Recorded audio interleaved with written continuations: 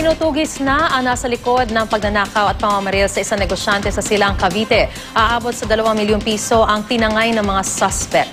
Balitang hatid ni Dante Perelio, exclusive.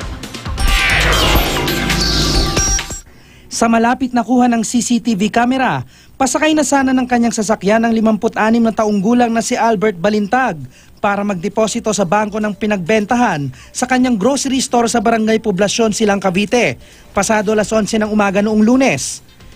Isang lalaking may bitbit na baril ang sumulpot sa harap kaya agad tumakbo ang biktima at kinuha niya sa kanyang pamangkin ang dala nitong bag na may lamang 2 milyong piso.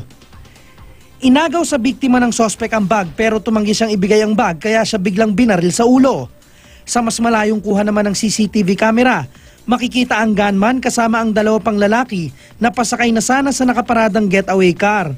Pero di mabuksan ang pinto matapos maharangan ng isang SUV kaya iniwan na lamang nila ito at tumakbo palayo.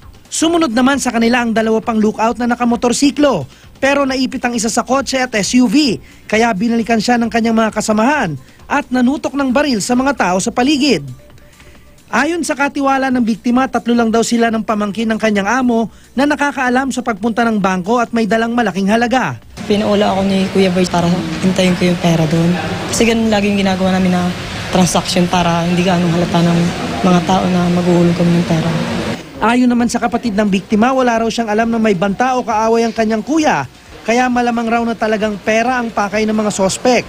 Dati na rin daw kasi itong na-hold up noong August 2012, kung saan 1.6 million pesos ang natangay ng mga hold-upper. Sana po makonsensya siya, sana po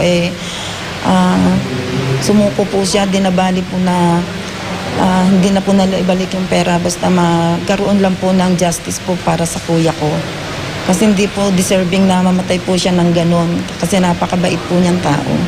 Isinailalim na sa verification at forensic examination ang getaway car ng mga sospek.